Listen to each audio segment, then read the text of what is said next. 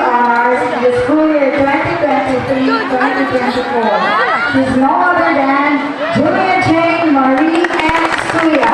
Let's give her a resounding applause.